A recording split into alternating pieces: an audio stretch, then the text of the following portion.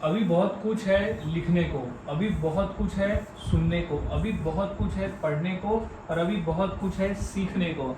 So guys welcome back to my channel. और आज की इस क्लास में हम इसी तरह के वाक्य को इंग्लिश में बनाना सीखने वाले हैं जहां हम कहते हैं अभी बहुत कुछ है, यानी किसी कार्य को करने में अभी बहुत कुछ है। तो आज मैं ऐसे ही वाक्य की इंग्लिश सिखाने वाला हूं और इतनी आसानी से सीखेंगे कि इसे हर किसी के लिए इंग्लिश में बोलना आसान हो जाएगा।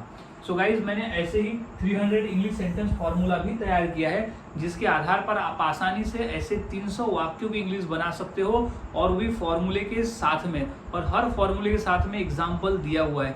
तो इसे मात्र आप 150 रुपीज़ में खरीद सकते हैं मुझसे इस नंबर पे कांटेक्ट करके। तो अब सीख लेते हैं कि इस तरह के वाक्य को हम इंग्लिश में कैसे बनाते हैं और किस तरह से बोलते हैं। तो सबसे पहले हमें समझना होगा फॉर्मूले को, क्योंकि फॉर्मूले के सहारे से ही हम ऐसे वाक्य को बनाकर बोलने वाले हैं। तो सबसे पहले हो जाएगा there is a lot to. There is a lot to का ही मतलब होता है कि बहुत कुछ, अभी बहुत कुछ है, अभी बहुत कुछ है। तो यहाँ there is a lot to का मतलब होता है बहुत कुछ है। अभी के लिए हम आखिरी में नाउन लगाएंगे। फिर V1 यानी क्रिया। अब कौन सी क्रिया है जिसे अभी बहुत कुछ है, कौन सी क्रिया है जो करने में अभी बहुत कुछ है। अब फिर प्लस ऑब्जेक्ट बचा हुआ भाग। यहाँ जो क्रिया है ना वो सिचुएशन के हिसाब से बदलेगी, वो हर वाक्य में बदलेगा। जब हम जैसे जैसे हम सिचुएशन के हिसाब से बोलेंगे उस हिसाब से वो बदलेगा। लेकिन there is a lot to common रहेगा, हर वाक्य में सेम रहने वाला है, उसे रट लेना है। Plus now. नाउ का ही मतलब होता है कि अभी। नाउ का ही मतलब होता है अभी, यानी ये there is a lot to और नाउ दोनों का मतलब होता है अभी बहुत कुछ बाकी है, और नाउ भी कॉमन रहने वाला है हर इंग्लिश के वाक्य में। अब हमने फॉर्मूला समझ लिया, तो अब हम फॉर्मूले के आधार पर वाक्य को इंग्लिश में बनाना सीखते हैं। तो गाइस सबसे पहले हमारा वाक्य है अभी बहुत कुछ है लिखने को। अभी बहुत कुछ है लिखने को। तो इंग्लिश क्या हो जाएगी, सबसे पहले तो हमें फॉर्मूले से लगा देना है there is a lot to. सबसे पहले हमें फॉर्मूले से लगाने देना है कि there is a lot to.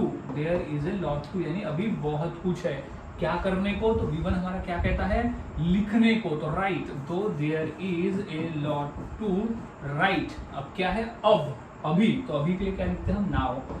तो हो जाएगा नाउ। तो कंप्लीट फॉर्मूला हमारा बन रहा है there is a lot to write now, यानी अभी बहुत कुछ बाकी है लिखने को। अब नेक्स्ट वाक्य अभी बहुत कुछ है सुनने को। तो क्या हो जाएगा, सबसे पहले हम फॉर्मूले से लिख देंगे कि there is a lot to. There is a lot to यानी अभी बहुत कुछ है क्या करने को, सुनने को। तो हो जाएगा लिसन। लिसन यानी होता है सुनना, क्योंकि हमारा V1 जो है वो लिसन है, सुनना। अब क्या है, अभी।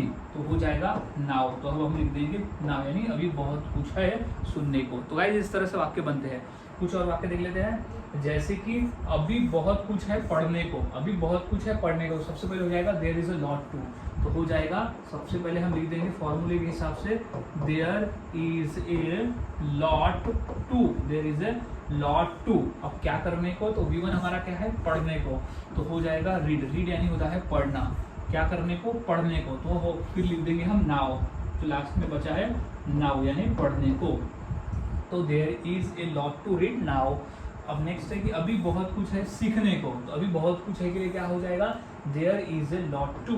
There is a lot to. There is a lot to यानी अभी बहुत कुछ है सीखने को। तो there is a lot to learn. Learn यानी होता है सीखना। लर्न यानी होता है सीखना। हमारा V1 हो जाएगा ये। अब क्या, नाउ। तो हम लिख देंगे आखिरी में नाउ। तो there is a lot to learn now.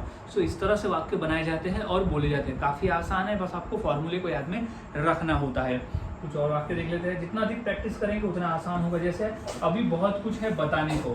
तो सबसे पहले फॉर्मूला क्या कहता है, there is a lot to. तो हम यहाँ लिख देंगे सबसे पहले कि there is a lot to. There is a lot to. अभी बहुत कुछ है क्या करने को, बताने को। तो V1 हमारा क्या है, बताना। तो हम लिख देंगे यहाँ पर टेल। अब कब, तो अभी। तो हो जाएगा नाउ।